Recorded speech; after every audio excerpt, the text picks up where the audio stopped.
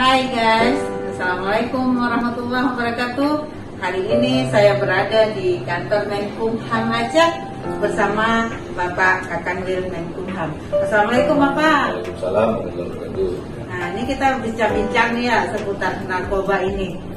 Bagaimana sih pandangan Bapak tentang maraknya narkoba saat ini? Dan lagi-lagi lapas mungkin kena sorotan tajam dari masyarakat mengenai peredaran narkoba di dalam lapas itu sendiri.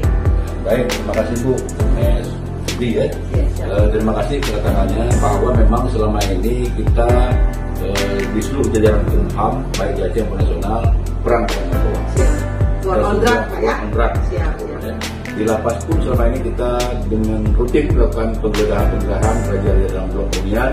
Bahkan terakhir kemarin 2 hari yang lalu kami terima laporan dari Rutan Siki yang dilempar narkoba dari luar. Dan tentunya pengawasan kami tidak hanya dari pintu depan di dalam blok, tapi juga di sekeliling tempat tugas di lapas Rutan Jiwa Tembok.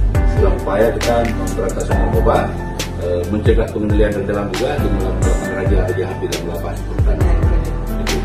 Siap Bapak. Ini satu lagi Pak pertanyaannya, bagaimana sih pendapat Bapak tentang kiprah BNN saat ini yang sudah melakukan beberapa hal tentang war on drug ini Pak? Baik, terima kasih Bu.